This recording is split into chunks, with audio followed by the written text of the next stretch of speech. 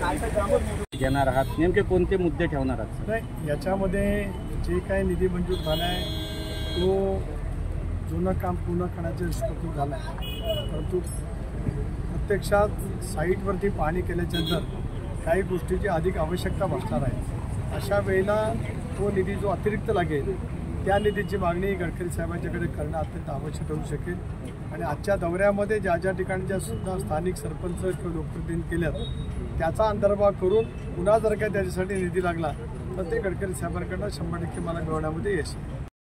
साहेब, आता कोलाडपर्यंतची पाहणी पूर्ण झालेली आहे. एकंदरीतच प्रशासनाचं कशा पद्धतीने दुर्लक्ष आहे, लोकांच्या वारंवार तक्रारी येतात. आता काय वाटते, कारण वारंवार तुम्ही सुद्धा दौरे केले. नाक्यावरची परिस्थिती थोडीशी वेगळी आहे, तर वेगळी शेतकरी सालामध्ये आयोजन वेगळीच परिस्थिती त्या कालावधीमध्ये निर्माण झाली.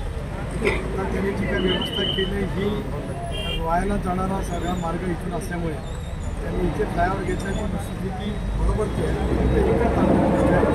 ज्या ठिकाणी पूल वडसगाव हातीमध्ये गेल्याच्या नंतर संपेल तिथे सुद्धा क्लिअर असावे, जेणेकरून पाणी दुसऱ्या इकडे व्यवस्थित होऊ शकेल.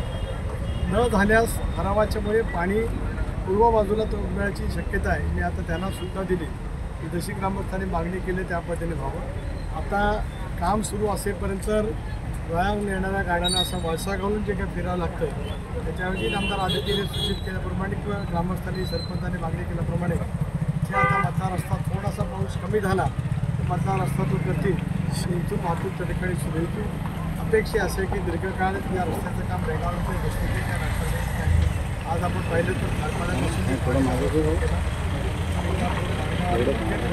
दौरा आहे त्याच्यामध्ये हा रस्ता 31 डिसेंबर या 2024पर्यंत पूर्ण करणं प्रस्तावित आहे.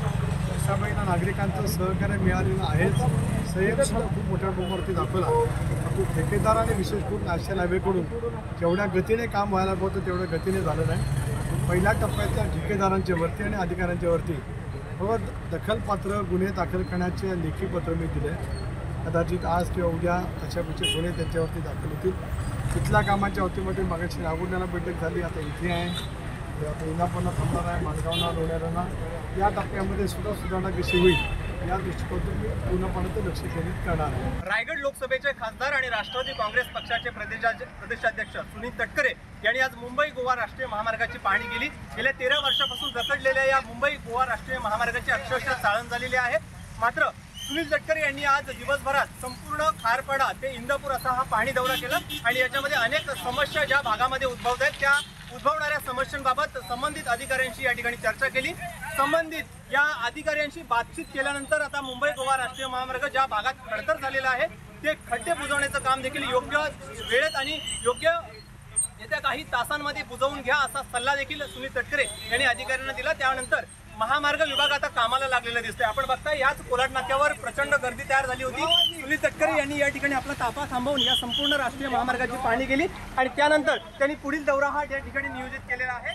संपूर्ण खारपाडा ते इंदापूर हा त्यांचा दौरा असणार आहे आणि त्यामुळे मुंबई गोवा राष्ट्रीय महामार्गाची ज्या परिस्थितीमध्ये चालण झालेली आहे ती लवकरात लवकर बुजवण्याचे आदेश सुनील तटकरे यांनी आज अधिकाऱ्यांशी बातचीत करताना दिले.